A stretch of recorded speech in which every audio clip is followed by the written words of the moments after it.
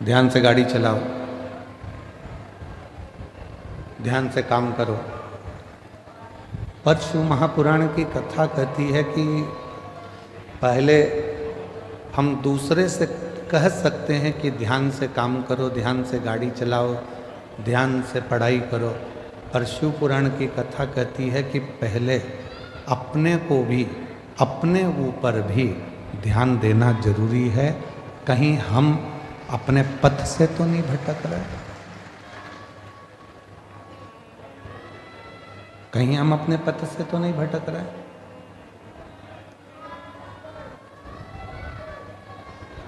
जगत को सुधारने का कार्य करते हैं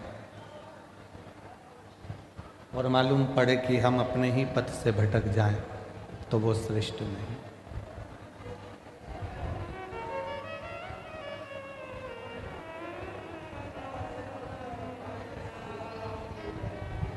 एक बहू सोचती है कि मैं मेरे घर में जाऊंगी ससुराल में तो मैं मेरे ससुराल को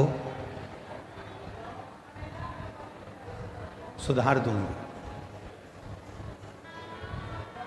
सास सोचती है कि मैं, मेरी बहू कैसी भी आएगी मैं उसको सुधार दूंगी।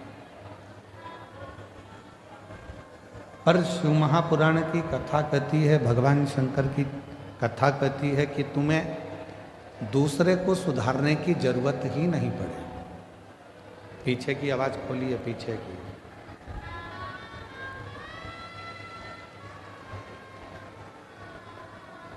शिव महापुराण की कथा कहती है कि आपको दूसरे को सुधारने की जरूरत ही नहीं पड़े।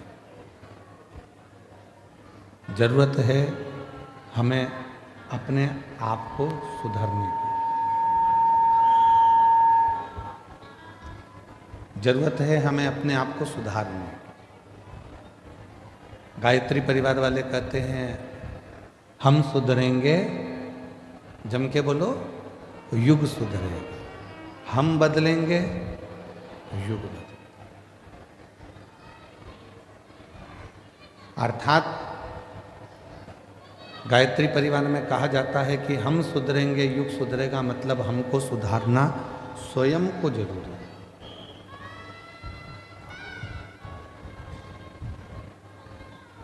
कई माताएं अपने अपनी बहुओं से कहती हैं कि शिव जी के मंदिर जाया करो, शंकर जी के मंदिर जाया करो।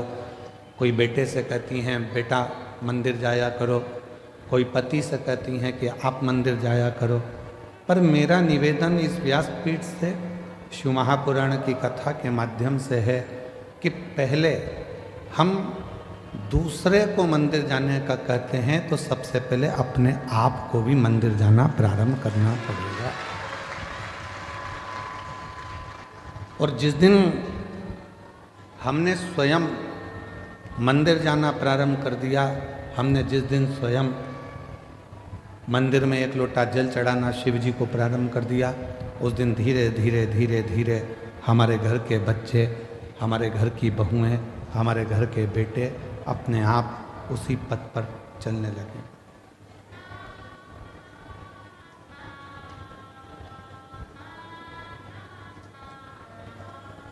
हम कहते तुम करो,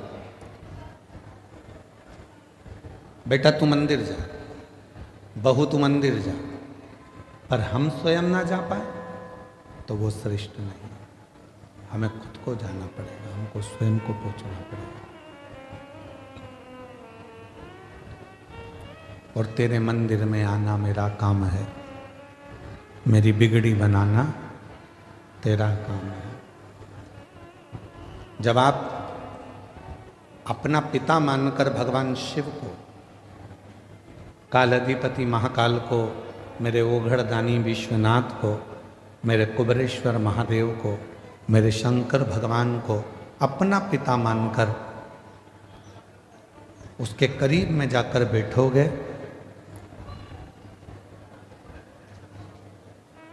तो निश्चित है वो आपके मन की बात को सुनेगा। किसी ने कहा कि भगवान की क्या पत्थर की मूर्ति भी व्यक्ति की बातों को सुनती है?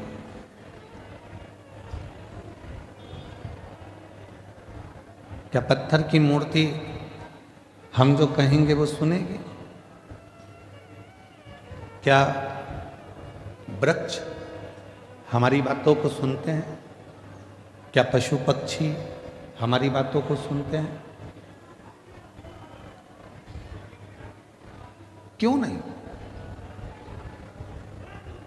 एक घर की स्त्री, घर की नारी जब तुलसी जी में जल चढ़ाती है और प्रसन्न चित्त होकर जल चढ़ाती है तो तुलसी के पत्ते भी प्रसन्नता का भाव दर्शाते हैं। पीपल के वृक्ष में भी आप अगर प्रसन्न होकर जल चढ़ाते हो तो पीपल का वृक्ष भी प्रसन्नता देता है। बट वृक्ष में आप प्रसन्न होकर जल चढ़ाते हो तो बट वृक्ष भी प्रसन्नता का भाव देता है। बेलपत्री का छोटा सा पौधा है, उसमें आप प्रसन्न होकर जल चढ़ाइए तो वह बेलपत्र भी प्रसन्नता का भाव देता है।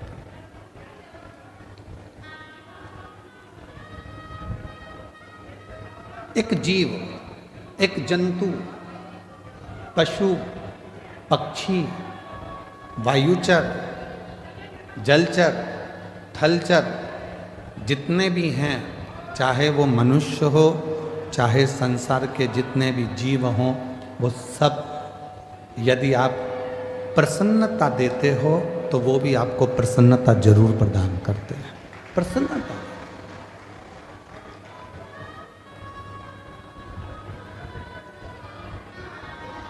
महापुराण की कथा तो पहले भी एक बार कहा था, यदि किसी की तबीयत खराब है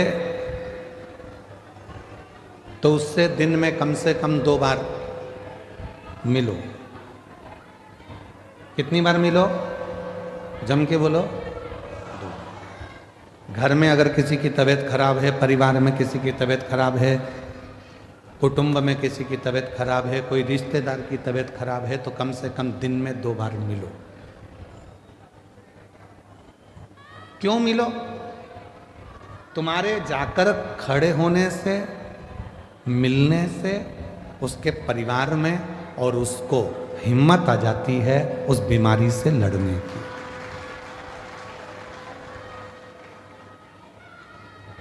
किसी की तबीयत खराब है तो दिन में जम के बोलो 2 बार मिलो।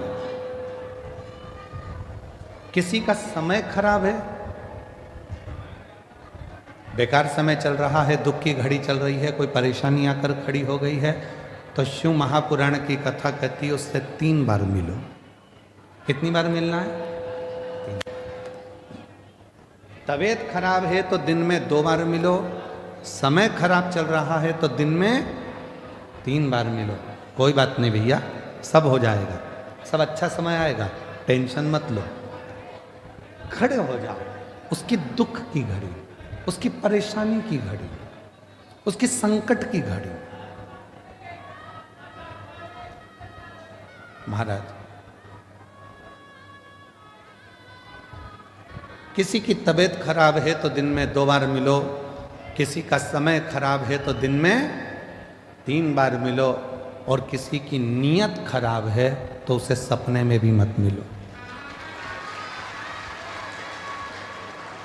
मान लो उसकी नीयत खराब है तो स्वप्न में भी उसको मत देखना, स्वप्न में भी उससे बात मत करो, मिलो ही मत। स्वास्थ्य खराब है, थोड़ा देर जाके मिल। आप लोगों से निवेदन है, आपके घर में बुजुर्ग माँ बाप रहते हैं, बूढ़े बूढ़े व्यक्ति रहते हैं, बेटों को फुर्सत नहीं है काम धंधे से, बहुओं को फुर्सत नहीं है अपने रसोई घर से और कार्य से, पर थोड़ा सा समय निकालकर 2 बार कम से कम अपने बुजुर्ग माँ बाप से बात करा कर। माँ कैसी हो, पापा कैसे हो, भाई कैसे हो, बहन कैसी हो, 2 बार। समय खराब चल रहा है, दुख की घड़ी है, परेशानी की घड़ी है, कष्ट की घड़ी है, कोई समस्या बहुत ज़्यादा पड़ी हुई है, कोई बहुत दुख की घड़ी में, समस्याओं की घड़ी में लोग घिरे पड़े हुए हैं, कोई समस्याओं की घड़ी में लोग घिरे हुए हैं, तो उस समय पर, उस घड़ी में, उस पल में, उस समय में, उस समस्या की घड़ी में कम से कम उसको 3 बार जाकर मिलना चाहिए। 3 बार।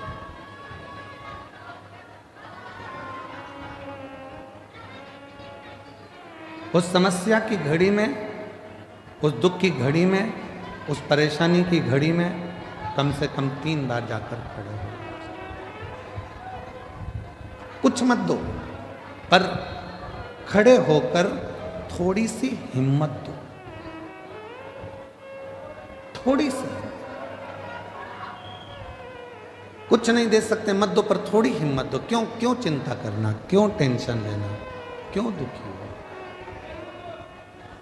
और मैंने तेरे ही भरोसे बाबा, तेरे ही भरोसे हवा विच उड़ती जावांगी बाबा, डोर तो छड़ी ना मैं कटी जावांगी।